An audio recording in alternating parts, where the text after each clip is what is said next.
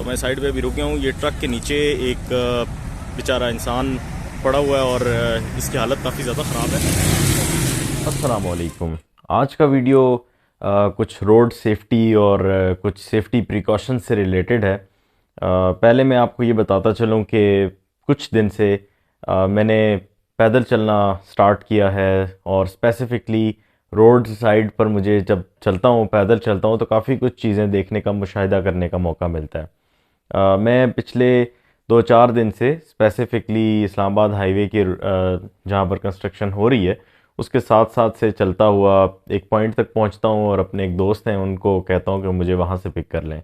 वो अक्सर मुझसे ये गिला करते हैं कि यार जब आपको घर से पिक करना है तो आप क्यों चलते हैं, लेकिन मैं उसको उस टाइम को जो मैंने घर पे वेट करना है उसकी निस्बत पैदल चलने को ज़्यादा प्रायोरिटी दे रहा हूँ, क्योंकि एक तो ये है कि कुछ अपनी फ़िटनेस का थोड़ा सा ख्याल रखा जा सकता है पैदल चल के, और साथ ही साथ बहुत कुछ देखने का, मुशाहिदा करने का मौका मिलता है। तो कम टू द पॉइंट, कल की बात है, मैं हाईवे के रोड साइड चली जा रहा हूँ और मुझे देखने को मिला कि एक मजमा लगा हुआ है और ट्रैफिक जैम हो गई। कदम थोड़े से तेज़ किए, मौके पर पहुँचा तो इंतहाई अफसोसनाक चीज़ देखने को मिली, जिसमें एक आदमी जो कि अपनी आखिरी सांसें ले रहा था एक डैम्पर के नीचे था। उसकी पेट चाक हो चुका था, उसकी टांग शदीद ज़ख्मी थी और दर्द से उसकी आवाज़ें भी नहीं निकल पा रही थी क्योंकि वो इतनी सीवियर किस्म की उसकी इंजरी थी। जो काम करने वाला था वो हमने फौरी तौर पर कॉल की 1122 को, 15 को कॉल की और इंसिडेंट रिपोर्ट किया। अब जो मैं एक्सपेक्ट करता हूँ हर जगह पर, हर मौके पर, कि रेस्क्यू 1122 बहुत कमाल का इदारा है, हमेशा तारीफ़ करते हैं, लेकिन कुछ शायद बेहतरी की गुंजाइश हर जगह पर होती है और 1122 के अंदर भी बेहतरी की गुंजाइश अभी भी है। इस वाक़े का काफ़ी टाइम गुजर गया, 1122 की एम्बुलेंस नहीं आई और इवेंचुअली वहाँ पर खड़े हुए एक राहगीर ने अपनी गाड़ी स्टार्ट की और अपनी गाड़ी में बिठा के ले गया।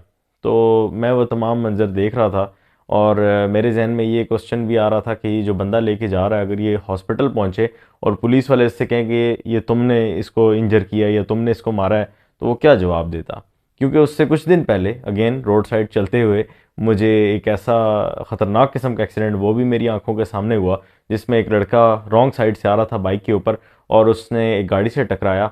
अब वो शदीद इंजरी हो गई उसकी, उसके टांग से भी खून निकल रहा था। तो हमने 1122 को फ़ोन किया। अब ये वाक़या है G8 का और उधर से जो एम्बुलेंस भेजी गई वो G10 से भेजी गई। तो G10 और G9 का G8 का सॉरी जो डिफरेंस है वो तकरीबन 8 किलोमीटर का, 4 किलोमीटर का होगा जहाँ पर हम खड़े हुए थे। और जबकि मैं अगर कहूँ कि G8 मरकज़ में पीएम्स हॉस्पिटल है, वहाँ पर 1122 की एम्बुलेंस मौजूद होती है, वहाँ से आनी चाहिए तो ये बेहतर होता। लेकिन पता नहीं क्या वजह थी, 1122 की एम्बुलेंस दूर से आई और 1122 के एम्बुलेंस के अंदर एक पुलिस के साहब मौजूद थे और उन्होंने आते ही जो लड़का इंजरी का शिकार था उसकी एक सॉर्ट ऑफ तलाशी ली, उसका मोबाइल देखा, कहा G9 में स्नैचिंग हुई है, तुमने तो नहीं की। मतलब रेस्क्यू करने की जगह पर आने वाला वो ये पूछ रहा है कि तुम कोई स्नैचिंग में मुलव्वस तो नहीं हो। तो बहुत ही आसान से जवाब थे। हम लोग जो खड़े हुए थे रोड साइड, हमने उनको ये बताया कि अगर ये लड़का स्नैचिंग में मुलव्वस होता तो क्या ये खड़ा रहता यहाँ पर? क्या उसकी पुरानी फटी हुई जैकेट, उसकी फटी हुई जूतियाँ और उसका मासूम चेहरा वो बता रहा था कि वो ऐसा लड़का नहीं है, और बल्कि इनफैक्ट वो इस्लामाबाद की एक बड़ी फार्मेसी में एज अ सेल्समैन काम करता था। तो मोबाइल भी उसका ले लिया, फिर 1122 वाले उसको ले गए, उसके घर वालों को हमने इन्फॉर्म कर दिया उससे नंबर लेके, ये तमाम का तमाम इंसिडेंट हुआ है।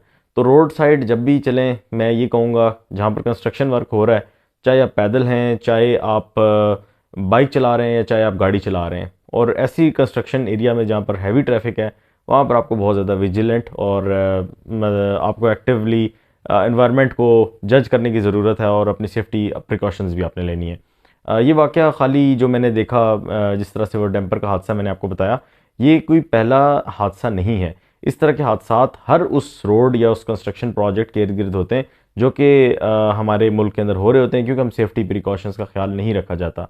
इस्लामाबाद हाईवे के अलावा कश्मीर हाईवे के ऊपर जब ये प्रोजेक्ट हो रहा था और उस टाइम मैं यूनिवर्सिटी में था, मुझे याद है हमारी यूनिवर्सिटी के एक प्रोफेसर जो कि रोड साइड पे खड़े हुए थे और इसी तरीके से एक गाड़ी डैम्पर जो था उनके ऊपर चढ़ गया और वो भी फौत हो गए थे।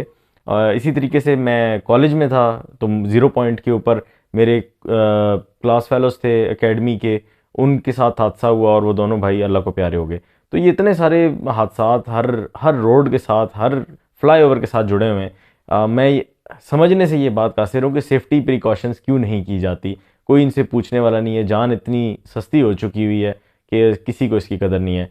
तो बात तमाम मैं ये कंक्लूड करूँगा कि जब भी ऐसी जगह से गुजरें तो आपको अपना ख्याल खुद रखना है। और जिस तरीके से वो बंदा एक इंजर आदमी को लेके गया, उसने इंसानियत की बहुत ही ज़बरदस्त किस्म की मिसाल कायम की। लेकिन इस माशरे में रहते हुए ये भलाई करना कई दफ़ा आपके गले भी पड़ सकता है। तो अगर आपने भलाई करनी है तो अपने मोबाइल का कैमरा भी ऑन करें ताकि आपके पास एविडेंस रहे, और एक दो सराउंडिंग में जो बंदे हैं उनको भी आप अगर इन्वॉल्व कर लें ताकि एज आपके गवाह अगर आपके ऊपर बुरा वक्त आए तो आपके साथ मौजूद रहें। यही मेरा आज की इस वीडियो में पैगाम है। उम्मीद करता हूँ आपको ये वीडियो पसंद आई होगी। पसंद आई है तो लाइक के बटन पे क्लिक करिएगा। चैनल सब्सक्राइब नहीं किया तो सब्सक्राइब कर लें। और बस आप सबसे यही रिक्वेस्ट है अगेन कि take care of yourself. Thank you very much. अल्लाह हाफिज़।